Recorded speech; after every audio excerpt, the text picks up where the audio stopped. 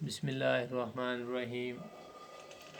आज 29 सितंबर सोन क्लास 5 सन किताब कोशर।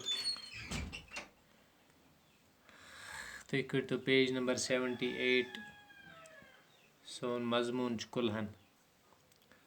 कुल्हन इंसान मजहब के एतबार पंडित। यह तवारीख दान रूदमुत। पन्ने ज़बान मज संस्कृतस मज बड़ महारत। अत मज कह किताब ते लिचमज। अम सज किताब बड़ मशहूर ज्यादा पान शारन मज लेखन आम यथ नाव राज तरंगनी। तथ मज कोर्मुत हंदन बालन हज सरन दरियावन हज तारीफ हज तारीफ।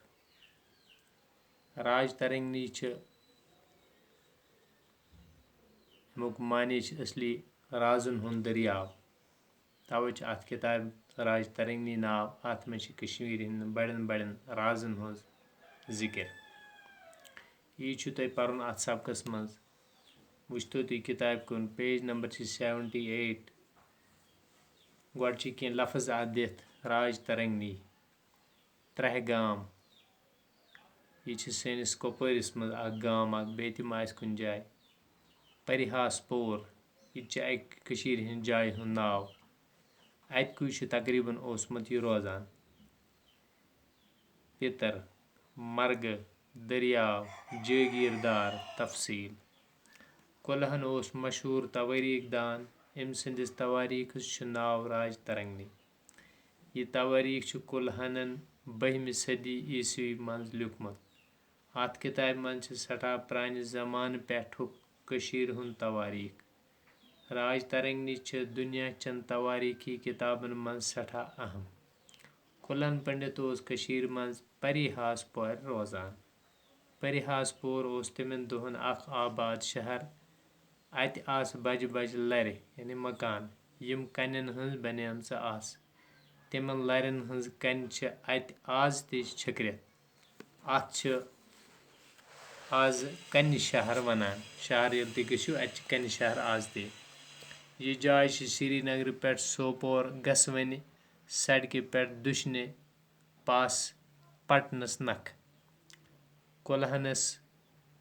कुल्हनिस मालिस नाव चंपक। अम सदिस मालिस नाव चंपक। सह राज हर्षस वजीर। तसुद पितर तम जमानुक मशहूर संगीतकार। कुल्हनन गर खुशहाल। सह पन सोरे वक्त परनस लेखनस लगान यानी लिखमुत पोरमुत यह। कुल्हन पंडित संस्कृत जबान हुंद आलिम तो शायर। राज तरंगनी तम शारन मज लिचमज। तवारीख अलाव अत किताब मज वारिया मजेदार कथ ते।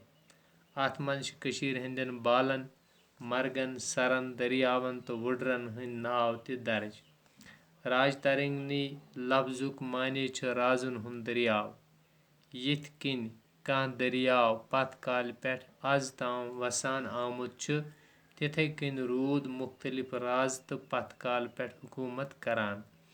तवे थोवन अत तवारीखस नाव राज तरंगनी। मगर कुल्हनन छन आम लूक मशरैमित। तम होवमुत जागीरदार किथ पट लूकन नेथ हेवान। बादशाह पान वन लड़ाई करान तो जंगन मज आम लुक मार गसान। कुल्हन पान ब्राह्मण खानदानुक। सह शिव मत मानान मगर सह बेयन मजहबन हंदन मानन वालन सठा इज्जत करान। तस न आलुस पसंद। तवे छन आलस्य टसन कर्मित यानी यम बेकार आसन कायल आसन बेहिम्मत आसन तिमने वन आलस। सह तिमन सरकारी मुलाजिमन ते खिलाफ यम रिश्वत रटान यानी यह बड़ खानदानी नफर। राज तरंगनी बड़ किताब। अत 8 बाब। आखरी यानी 7th तो 8th सारवे खत बड़। यमन अंदर कुल्हनन पन्ने वक्तुक हाल तफसील सान लिखमुत। अथ किताब अंग्रेजी उर्दू कशर तो बेयन जबान मज तर्जम करना आमुत बाकी वुचो पत।